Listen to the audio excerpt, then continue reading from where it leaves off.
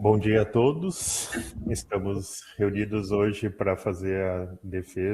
a apresentação e defesa da dissertação do mestrando Enzo Gonçalves Luciano. Então, hoje é dia 20 de fevereiro de 2026. E essa defesa, a banca examinadora é composta dos doutores Adelar Mantovani, da Daisy Zambiasi, e do professor Maurício Cedrez dos Reis, e ainda temos como membros suplentes o Dr. André Klein e o professor Dr. Tiago Montanho. Então, Enzo, nessa primeira etapa você terá aí de 30 a 40 minutos para fazer a sua apresentação, e depois a gente vai iniciar a segunda etapa, que é a parte da arguição por parte da banca. Antecipadamente também quero agradecer a todos que estão presentes para prestigiar esse momento da defesa do Enzo. Enzo, então você fique à vontade para fazer a sua apresentação e depois passamos para a segunda etapa. Perfeito, muito obrigado, professor. Gostaria de iniciar também agradecendo a presença de todos aqui hoje. Um momento muito especial, então, poder compartilhar minha dissertação com vocês.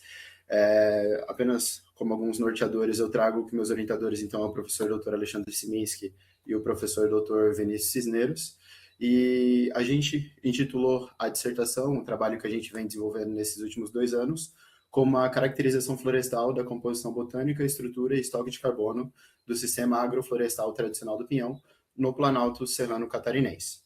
Então, a partir disso, eu quero guiar vocês assim ao longo desse nosso projeto, desde de bases de como a gente estruturou, qual era o contexto, até os principais resultados e algumas das discussões que a gente desenvolveu ao longo desse processo, finalizando com algumas considerações que consideramos importantes aqui trazer para vocês hoje, referência e agradecimentos. E ainda deixo destacado que todas as imagens que a gente acabou utilizando nessa apresentação, elas são de autoria própria, então foi eu que tirei, por isso que elas não vão ter referências. E para os trechos que necessitem referências, elas vão estar diretamente no rodapé. Então, para dar início, então, para trazer vocês para esse contexto que é o nosso projeto, eu trago algumas reflexões iniciais que nos ajudam a entender um pouco mais esse ambiente que a gente está trabalhando. E essa primeira provocação que eu quero trazer para vocês está relacionada com essa dinâmica entre paisagem e pessoas. Como cada um desses elementos acaba interferindo nas vivências, nas formas como os ambientes se expressam, como as pessoas se expressam, pensando em algumas questões de como quem transforma quem dentro dessa dinâmica paisagem-pessoa e quem de fato precisa de quem para estar existindo. Então, partindo um pouco desse início, a gente pode explorar alguns conceitos, como, por exemplo, cultura e o ser tradicional dentro das diferentes ecorregiões, fitofisionomias, por exemplo, que a gente tem dentro do Brasil, que é de se esperar por toda essa extensão territorial que a gente tem no nosso país. Diferentes ambientes vão ser expressos e, portanto, diferentes culturas e tradições e relações entre pessoas e paisagens vão se estabelecer, sendo que muitas vezes essa expressão cultural, essa expressão tradicional, ela vai depender muito das características locais. Então, por exemplo, se a gente pensa numa floresta, comparando, por exemplo, com uma savana ou com um campo, a gente poderia naturalmente pensar que existiriam diferentes formas de se relacionar com esse ambiente devido aos diferentes recursos que cada uma dessas áreas acabam propiciando para essas populações. Então, eu trouxe a palavra cultura e tradição já aplicada aqui no nosso contexto, mas aqui eu vou estar abordando a cultura como um conjunto de saberes, pensamentos, formas de viver dentro de um espaço que um determinado grupo de pessoas compartilham entre si e que, eventualmente, ao longo do tempo, pode se tornar tradicional. Então, saberes repassados ao longo de diferentes gerações conformam esse ser tradicional. E a partir disso, a gente poderia pensar no Brasil, por exemplo, novamente, que a gente tem inúmeras comunidades tradicionais, comunidades locais, como indígenas, quilombolas, caiçaras, que expressam toda essa relação com o ambiente através da cultura e tradição. E tudo isso acaba nos orientando e nos levando a um termo muito interessante, que é a questão da conservação pelo uso, que essas populações utilizam desses recursos, dessas paisagens aos quais eles estão imersos, e ao mesmo tempo acabam mantendo, muitas vezes, as características desse ambiente. Então, se é uma floresta, mantendo características florestais, se é uma savana, mantendo as características desse ambiente, porque a conexão deles está muito pautada no que eles conhecem, no que eles vivenciam para esses locais. E nisso, eu trago um elemento aqui que eu principalmente acabei cunhando, que é essa questão da manutenção de uma floresta em pé, de um ambiente em pé, em meio a uma realidade de transformações constantes de uso e cobertura do solo. E se a gente pensa em tudo isso, será que existem comunidades assim, existem tradições, culturas e essa relação de pessoas e ambientes dentro do estado de Santa Catarina? Então, naturalmente, quando a gente pensa no estado, a gente poderia trazer, por exemplo, um mapa formulado por Roberto Klein, de 1978, e também reforçado pelo Inventário Florístico Florestal de Santa Catarina, que fala sobre as fitofisionomias que permeiam o nosso estado, onde a gente consegue encontrar desde florestas até campos. Então, de uma maneira quase que intuitiva, a gente poderia esperar que a relação das pessoas, a depender do contexto que a gente está observando, vai ser diferente devido aos recursos disponíveis, devido às características locais para cada um desses ambientes. E pensando numa área mais geograficamente delimitada aqui para o presente estudo, se a gente observa essa região circulada em vermelho, que está sendo caracterizada como Planalto Serrano Catarinense, a gente também, naturalmente, poderia esperar diferentes relações com os recursos que essa região propicia para as populações locais, onde aqui nesse recorte a gente vai poder observar a floresta umbroflamista, campos naturais, principalmente se expressando nessa região. Então, a partir disso, a gente consegue ver que diferentes ambientes conformam esse local. E a gente poderia pensar, tá, mas esses ambientes propiciaram diferentes formas de viver nesse território, que pessoas habitam essa terra, e tem pessoas, de fato, nesse espaço, e fazendo uma retrospectiva, a gente consegue encontrar na literatura e também, enfim, diferentes bases de informações, que a gente tem um ciclo de ocupação desse território, desde populações originárias até outras levas de ocupação desse território, invasões desse território, pautadas muitas vezes por ciclos econômicos, como o tropeirismo, ou até o próprio ciclo da madeira, que acabou sendo muito forte, descaracterizando muito essa estrutura florestal da região do Planalto Serrano Catarinense, levando ao que a gente consegue observar hoje em dia, em 2024, 25, 26, aqui para o presente estudo, mas que é uma paisagem que se relaciona com as pessoas de diferentes formas. E se a gente puxa para um recorte específico, que aqui é o sistema agroflorestal tradicional do Pinhão, a gente consegue encontrar que, de fato, existem novamente pessoas nessa floresta, pautada ali pela presença de araucária, a coleta do pinhão, que acaba dando nome ao próprio sistema, e numa conformação de utilização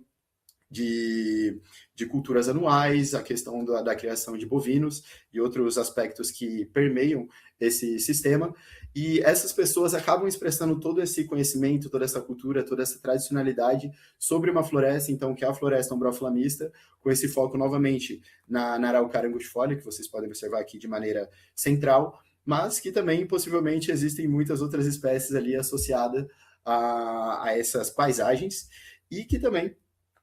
são compostas por inúmeras práticas. Então, não é apenas aleatoriamente que essa floresta acaba se estabelecendo nessa região, mas sim é conformada por interesses, intencionalidades dessas pessoas, desses extrativistas e agricultores familiares, que acabam moldando esse ambiente em prol da manutenção desse sistema agroflorestal tradicional. E nisso, eu trago algumas imagenzinhas aqui apenas para ilustrar para vocês que existem muitas caras, assim, possivelmente para esse ambiente, e aqui vocês conseguem notar um pouco dessas diferenças ao longo do Planalto Serrano Catarinense para esse sistema específico. E apesar de a gente já reconhecer a existência dessa população e desse manejo da araucária para a extração do peão e compor essa paisagem cultural e produtiva dentro dessa localidade, ela ainda possibilita inúmeros outros estudos que poderiam ser impulsionados, por exemplo, por reconhecimento do componente florestal e ambiental desse sistema agroflorestal, principalmente pensando em questões de composição, estrutura, carbono e também a caracterização ambiental dessa região. Porque quando a gente acaba avaliando outros estudos que foram realizados no Planalto Serrano Catarinense, a gente consegue encontrar informações relacionadas a unidade de conservação ou algumas outras áreas que acabam impulsionando essa questão de um ambiente, entre aspas, natural, vamos dizer assim, sem essa interferência direta ou tão clara, ao menos, do fator humano, e acaba levantando inúmeras potencialidades quando a gente pensa no sistema agroflorestal tradicional, que por mais que a gente reconheça a presença dessas pessoas, a gente ainda tem muito interesse em reconhecer o componente florestal, as plantas que habitam esse ambiente e quais são as características que moldam essas paisagens culturais e produtivas. Notando que não só a floresta ela se expressa dessa forma, mas só que as pessoas acabam mudando esse ambiente e também se expressando de acordo com as características dessa localidade. Então, a partir disso, a partir desse contexto, eu trago vocês para o nosso objetivo geral desse projeto, que seria caracterizar o componente florestal do Sátio Pinhão dentro do Planalto Serrano Catarinense, sendo que a gente busca reconhecer a composição, estrutura e estoque de carbono associada às espécies arbóreas, arbustivas e arborescentes inseridas nesse contexto, buscando entender como que se dá a heterogeneidade dessas paisagens, se existe uma única cara para esse ambiente ou se são inúmeras caras para o mesmo sistema, e ainda avaliando ou levantando a questão das variáveis ambientais e antrópicas que permeiam esse sistema, que possibilitam a expressão dele.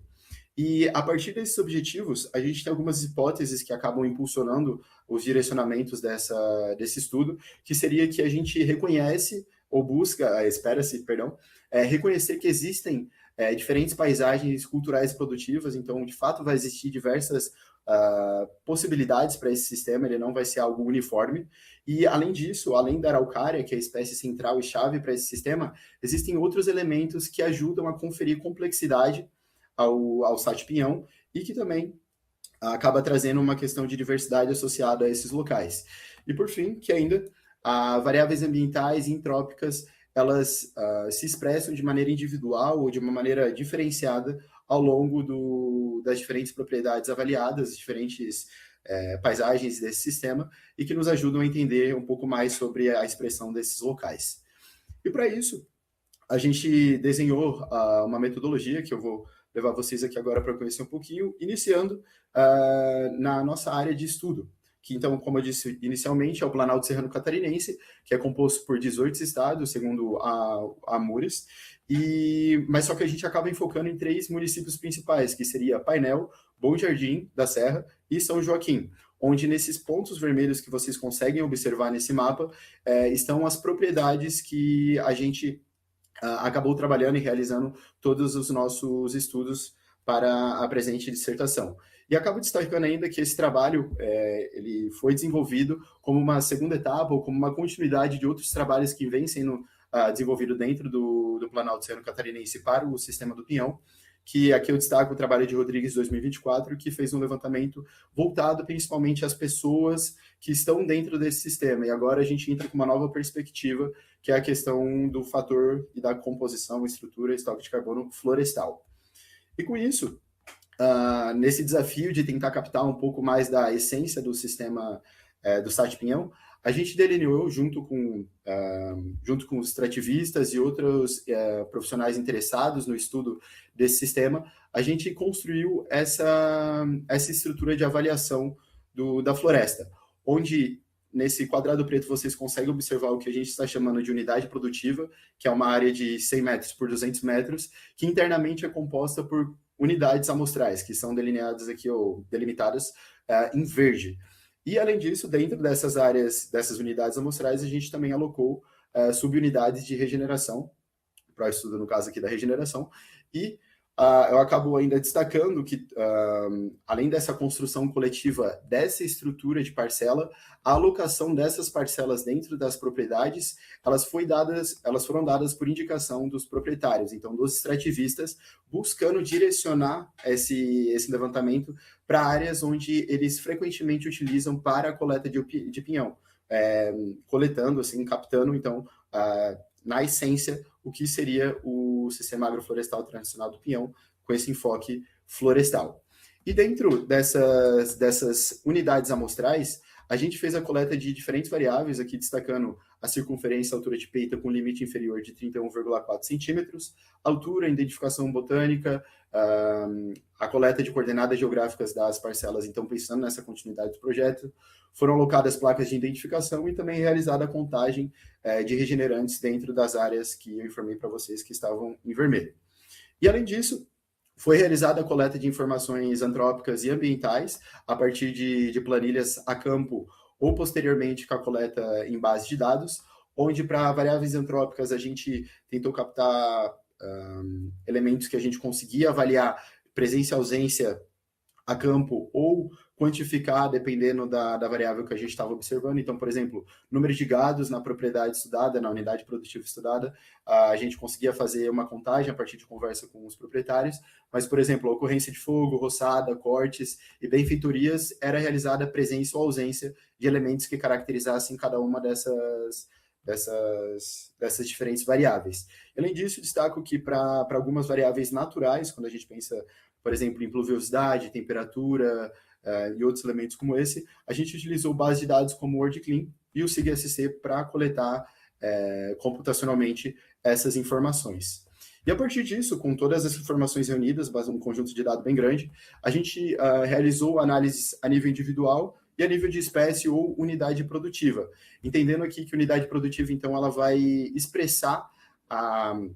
as características coletadas pelas unidades amostrais. Então, não uma extrapolação para o 100 por 200 metros. Então, observando inicialmente a parte individual, a gente fez o levantamento ou desenvolvimento de inúmeros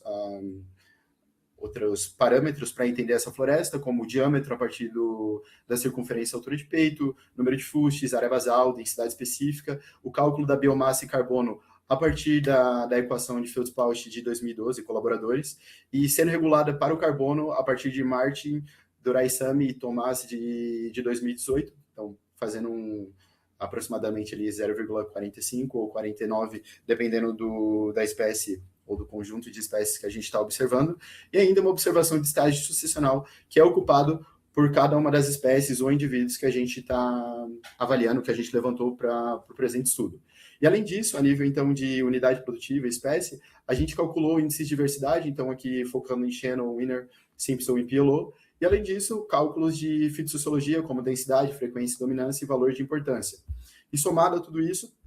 auxiliando na compreensão da estrutura desse sistema agroflorestal, a caracterização da estrutura vertical dessas agroflorestas e também dando um enfoque bem grande aqui para a araucária, trazendo ela como elemento central, então, com esse objetivo de entender como essa espécie, a araucária angustifolia, está inserida dentro desse sistema. Então, a partir disso, a gente utilizou diferentes softwares para trabalhar toda essa informação e a gente culminou em cálculos de média e desvio padrão para apresentação em planilhas aqui no presente estudo, e além disso, a realização de agrupamentos hierárquicos a partir de similaridade para Bayer-Kurtz, que ele acaba captando bem essa questão da composição e abundância das espécies dentro de cada uma dessas propriedades, utilizando principalmente o R aqui para processamento dessa informação, e por fim, trazendo comparativos com estudos regionais aqui, com enfoque bem grande na questão do inventário estadual, que traz uma caracterização bem robusta para nível de estado, mas também para comparativo aqui da nossa pesquisa. Então, a partir de todo esse desenvolvimento e de aplicação dessa metodologia, a gente chega aqui a alguns resultados principais. Então, novamente, trazendo toda essa heterogeneidade de paisagens, todas essas fotos foram tiradas em diferentes propriedades, então a gente acaba conseguindo captar um pouco dessa heterogeneidade desses ambientes. E quando a gente vai para os números especificamente, a gente realizou o levantamento de 4.588 indivíduos dentro de todas essas unidades amostrais, sendo que para esse conjunto de árvores, arbustos e outras formas de vidas, a gente encontrou 78 espécies para esses 4.588 indivíduos, pertencentes a 36 famílias, sendo que aqui a gente traz um destaque que apesar dessa quantidade grande de indivíduos, 45% é de Araucaria angustifolia, então essa espécie acaba dominando ali dentro desse ambiente. Quando a gente observa a regeneração, a gente chegou em 8.454 indivíduos por hectare, então dentro da regeneração, sendo que desse conjunto, 7,6% era da Araucaria angustifolia. E além disso, além de destacar essa diversidade associada à riqueza de espécies, número de indivíduos aqui que a gente está considerando, a gente também encontrou espécies ameaçadas e endêmicas dentro dessas propriedades, onde deste conjunto de 78 espécies, a gente conseguiu determinar 15 delas sendo espécies endêmicas brasileiras, sendo que a partir dessas 15 espécies, o número de indivíduos ele é 16,7% do número total, então é uma quantidade robusta ali para dentro para o número total de indivíduos levantados. E ainda a gente caracterizou algumas outras especificidades desse sistema, como, por exemplo, a existência de 3 espécies ameaçadas de extinção, aqui com destaque a araucária, xaxim e o pinheiro-bravo, e ainda 2 espécies exóticas dentro desse ambiente, então o pinus, pinheiro americano, e o ligustro, que, apesar de terem ocorrido, somaram apenas 3 indivíduos, o que é uma informação muito, muito interessante e muito importante. E desse conjunto de espécies, a gente consegue ainda notar, desdobrar essa informação de que 59% aproximadamente são de espécies secundárias, e em contraste aí com 23% ou 24% de pioneiras e 17% de climáxicas, mostrando algumas características desse sistema agroflorestal e da sua composição. E além disso, quando a gente foca nas 15 principais espécies, a partir do valor de importância calculado para cada uma delas, a gente encontra essa tabela 2, aqui eles vão estar numerados conforme o documento da dissertação, e a gente consegue notar um pouquinho mais essas principais espécies, como elas estão distribuídas conforme as suas características de densidade, frequência, dominância e valor de importância. E dando um foco aqui novamente na araucária, a gente consegue notar aqui uma informação bem interessante, expressiva, que é a questão dela ter 258 indivíduos por hectare, contrastando enormemente com, por exemplo, o segundo da lista por valor de importância, que são 26 indivíduos por hectare ou 55 indivíduos por hectare. Então a gente tem uma discrepância bem grande dessa espécie que é central e que está ocupando muito esse sistema. E além disso, quando a gente observa as 3 principais espécies por propriedade, então aqui chamando a unidade produtiva a partir de cada uma das propriedades, das 10 propriedades avaliadas, a gente consegue notar que de todas essas espécies, 12 espécies que a gente tem compondo esse ranking das 3 principais, elas ocupam 81,1% de todos os indivíduos. Então essas espécies acabam dominando aí fortemente o número total de indivíduos levantados, e ainda acabo dando destaque que, na grande maioria dos casos, a araucária ela tem esse protagonismo, sendo a principal espécie dentro das unidades produtivas, podendo atingir até 95,2% de todos os indivíduos levantados, mas existem também casos que ela não é o primeiro lugar, mas ainda assim ela está ali no top 3, vamos dizer assim, das espécies encontradas para as unidades produtivas estudadas. E quando a gente observa também a questão dos índices de diversidade para o sistema, a gente consegue notar que ele reforça um pouco a nossa ideia de heterogeneidade desses ambientes, onde a gente, por exemplo, observando a riqueza de espécies, a gente tinha ambientes com apenas 3 espécies e outros que podiam chegar até 25 em média, né, para o ambiente estudado. E ainda os outros fatores acabam corroborando com essa observação, onde a gente consegue observar casos onde o índice de Shannon-Wiener ele atinge cotas superiores a 2 e outras que ficam inferiores a 0,3, aqui no caso 0,24, demonstrando ainda mais essa heterogeneidade de ambientes culturais e produtivos para o sistema do Pinhão. E partindo para uma visão de estrutura dessa floresta, desses agroecossistemas, a gente consegue notar novamente essa questão da heterogeneidade, ressaltando aqui 2 propriedades contrastantes, onde a gente tem, por exemplo, para densidade absoluta de indivíduos média, assim, por unidade produtiva, a gente tem ambientes com 188 indivíduos por hectare, até ambientes com mais de 1.000 indivíduos por hectare, então um alto adensamento ali para esses ambientes, então, saindo de relativamente poucos para muitos indivíduos, então, e o restante acaba confirmando um pouco desse gradiente ou dessa heterogeneidade de localidades. E ainda, quando a gente, por exemplo, observa a questão da área basal por hectare, metros quadrados por hectare, a gente tem ambientes, inclusive, que atingem cotas aí altíssimas de área basal. E quando a gente parte para uma vista um pouco direcionada para a araucária angustifolia dentro desses ambientes, a gente acaba encontrando, novamente, esse reforço da heterogeneidade. E aqui, curiosamente, quando a gente estava observando aqui anteriormente na tabela 5 a propriedade SJ3 e SJ4, e a gente parte agora para observar a araucária, a gente nota que elas se equiparam em número de araucárias por hectare, mesmo que anteriormente uma tivesse 1.000 e a outra 188. Então, mostrando um pouco dessa característica do sistema, mas que ainda a gente consegue observar ambientes com mais de 456, ou em média ali, indivíduos por hectare de araucária, e também uma área basal de 36,9, quando a gente observa essa propriedade, que coincidentemente é aquela propriedade com maior número de araucárias dentro do sistema. E observando ainda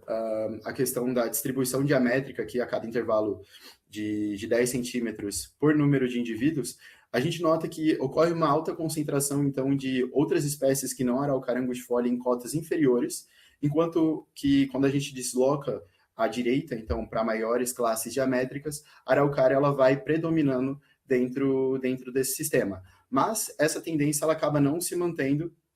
para todas as propriedades, onde, por exemplo, a gente tem diferentes flutuações, áreas com uma maior incidência de outras espécies que não araucária. Então, a gente consegue observar que eles acabam se distribuindo de uma maneira diferente, distinta, de ambientes que têm uma predominância da araucária, inclusive casos onde a entrada de araucária é baixa e acaba aumentando um pouco em classes maiores e, posteriormente, decai. Então, trazendo algumas reflexões sobre questões de recrutamento, por exemplo. E observando a questão da estrutura florestal desses ambientes, para estratos verticais, a gente consegue dividir, então, aqui em 3 estratos principais, então, caracterizando inferior, intermediário e superior, onde a araucária, ela novamente acaba dominando muito essa questão vertical, principalmente no estrato intermediário e no estrato superior, e enquanto que no estrato inferior a gente tem a predominância, então, de outras espécies, aqui nesse caso, em primeiro lugar, a feijoa que é a goiaba serrano. Então, demonstrando um pouco dessa constituição do ambiente a partir de camadas verticais. E observando a biomassa e o carbono associado a esses ambientes, então, que a gente viu que tem uma alta heterogeneidade, o carbono ele acaba comprovando novamente essa questão de natural de diversidade desses locais, porque a depender da composição dessas unidades produtivas, a depender da quantidade de indivíduos, a altura, o desenvolvimento dessas agroflorestas, a gente acaba resultando em diferentes características para esse elemento biomassa e carbono. E aqui eu acabo destacando novamente essa questão da amplitude, onde a gente tem propriedades, por exemplo, a SJ3 com 50,4 megagramas por hectare, toneladas por hectare, mas também atingindo cotas altas de concentração de carbono, com 111 megagramas por hectare, por exemplo, na propriedade BJ2, que é aquela propriedade com alto número de araucárias e que acabou impactando positivamente no acúmulo de carbono para esses ambientes. E a partir dessa construção, então, trabalhamos um pouquinho nos resultados de diversidade e fitossociologia, passando por estrutura, biomassa e carbono, a gente consegue começar a montar um pouco desse quebra-cabeça que é o sistema agroflorestal tradicional do Pinhão, e resultando numa imagem que a gente tentou captar, então, um pouco dessa variação, dessas características desses ambientes, onde da esquerda para a direita a gente consegue observar áreas mais abertas, inclusive com a ocorrência de gramíneas, ali, por exemplo, a partir de visualizações a campo, mas focando aqui no componente florestal, que a gente tem uma predominância maior da araucária, um alto espaçamento, seguindo para a direita, onde cada vez mais a gente tem uma floresta mais adensada, com uma diminuição no número de araucárias para esses ambientes. E, além disso, a gente traz essa imagem como um ilustrativo para compor e demonstrar a heterogeneidade desses locais. Então, temos um gradiente ou temos inúmeras faces para esses ambientes, e quando a gente observa na parte superior a questão do dendrograma de dissimilaridade, a gente consegue observar, por exemplo, que nas extremidades, então, se afastando das características centrais dos sistemas, a gente tem a propriedade SJ3 e SJ4, que são aquelas propriedades que, frequentemente, nas tabelas que eu mostrei para vocês, indicavam os extremos da amplitude dos parâmetros. Então, aqui eles se comprovaram sendo extremos, por assim dizer, da distribuição desse dendrograma, e na parte central, todas as outras unidades produtivas avaliadas que a gente conseguiu caracterizar. E apenas para ilustrar e transformar isso em algo mais palpável, Quando a gente observa a partir de fotografias, a gente consegue observar, então, novamente na esquerda, esses ambientes mais abertos, com alto espaçamento ali entre os indivíduos, aquele, por exemplo, propriedades com 188 indivíduos por hectares, passando, então, caminhando para a direita, chegando nessa última imagenzinha à direita, na parte inferior, onde a gente tem um alto adensamento, inúmeras árvores, chegando, então, a mais de 1.000 indivíduos por hectare. E não só de plantas vive esse ambiente, então a gente tem a caracterização dos elementos ambientais do sistema tradicional do pinhão, e aqui acabo destacando alguns elementos principais, por exemplo, a amplitude altimétrica da distribuição do sistema para as propriedades que a gente visualizou, então, partindo de 919 metros acima do nível do mar, mas podendo atingir cotas superiores a 1.500 metros, então uma amplitude de quase ali 600 metros, e também uma diferença ali de declividade, então temos áreas mais planas, áreas altamente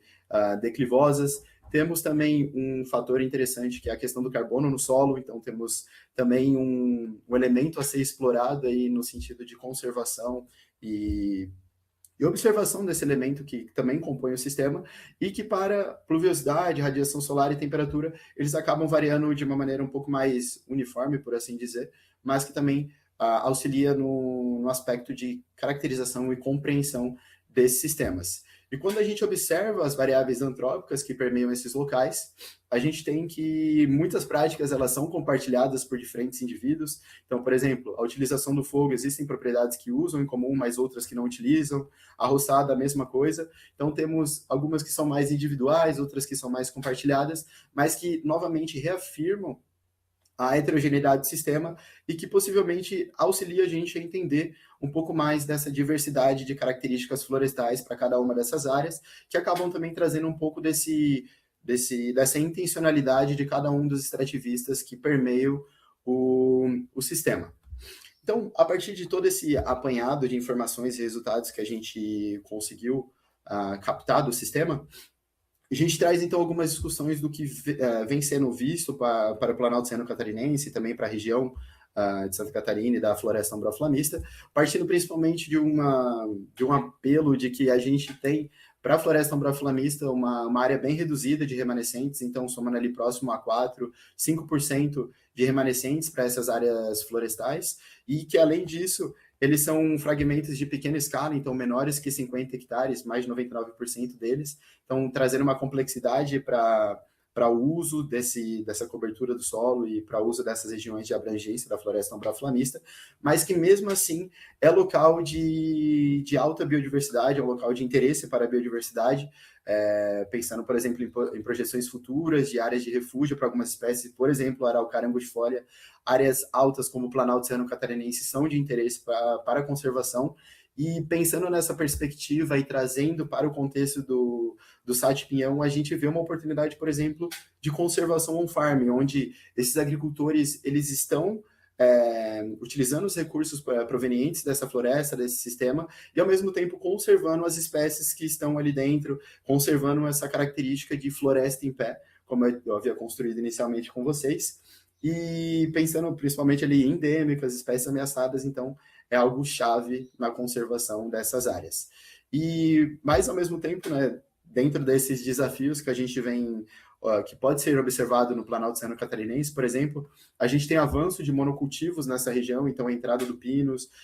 de monocultivos agrícolas como a soja, por exemplo, que acabam convertendo a estrutura desses ambientes e tem um impacto bem grande nas formações florestais, ainda uma influência e impacto da própria pecuária dentro dessas áreas do Planalto Serrano Catarinense, porque é algo muito íntimo dessa região, a utilização de bovinos, principalmente nos campos nativos, mas a gente consegue observar que, por exemplo, dentro do sistema do Pinhão, a gente também vai ter a ocorrência do bovino associada a essa floresta, que pode e auxilia na manutenção da floresta em pé, como utilização de áreas para pecuária extensiva dentro desses ambientes, e que, ao mesmo tempo, a gente também poderia refletir que, dentro de Santa Catarina, a gente tem mais de 300 espécies, podendo chegar a 36 espécies por hectare, mas, ao mesmo tempo, a gente também tem essa manutenção dessa floresta em pé, principalmente pensando no sistema do pinhão. E quando a gente busca métricas ou valores para poder fazer esse comparativo com o que a gente encontrou no presente estudo, a gente consegue observar em outros trabalhos que o número de espécies ele acaba variando entre as áreas observadas, então dependendo se é uma unidade de conservação, o município, a altitude, acaba interferindo um pouco nessa dinâmica, mas a gente tem desde 45 espécies até 73 espécies para os estudos levantados, mas também temos alta diversidade, então associada a esses ambientes, podendo passar de 3, por exemplo, e trazendo destaque que, por exemplo, para a araucária, o valor de importância dela, quando calculado por esses diferentes trabalhos que a gente está avaliando aqui, ele atingiu ali 10%, 17%, dependendo do local observado, e que contrasta bastante com o que a gente encontrou aqui, que a gente tinha os 258 indivíduos por hectare, um valor de importância de 34%, então a gente tem uma diferença aí para essa espécie ameaçada, mas também central dentro do sistema do pinhão. Então, trazendo algumas provocações assim no sentido de como está composto e como ele está se mantendo ao longo dessas áreas. E pensando agora principalmente na questão do inventário estadual, que traz essa caracterização de fragmentos florestais para a região, pensando agora no Planalto Serrano Catarinense, a gente fez um levantamento aqui para as unidades amostrais mais próximas de cada uma das unidades produtivas que a gente conseguiu levantar para o estudo, e a gente consegue notar que existe novamente uma variação, uma heterogeneidade, então, para os fragmentos levantados pelo inventário. Então, tendo áreas que possuem, por exemplo, desde 345 indivíduos por hectare até áreas com mais de 800 indivíduos por hectare. Então, captando um pouco dessa diversidade ambiental e florestal que a gente também observou dentro do sistema. E também trazendo um enfoque aqui para a questão da diversidade, onde a gente teve áreas com mais de por exemplo, 2,23 para o índice de Shannon, mas também áreas com valores inferiores, como 1,18. Então, variando ali no número de riqueza média de espécies para cada uma dessas unidades. E, além disso, o próprio inventário acabou trazendo uma reflexão sobre a questão do gradiente altitudinal para a região da floresta umbraflamista, onde áreas mais baixas podem chegar a 21 araucárias por hectare e áreas mais altas a 42 araucárias por hectare. Então, novamente, trazendo um contraste aí para o nosso ambiente agroflorestal com 258 araucárias. Então, trazendo uma provocação de, será que a gente tem uma superpopulação nesses ambientes? Como será que está ocorrendo a conservação dessa espécie dentro dessas áreas? E ainda,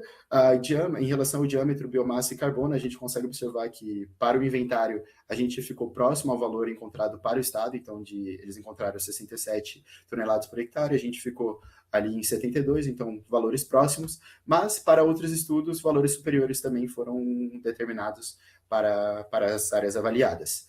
E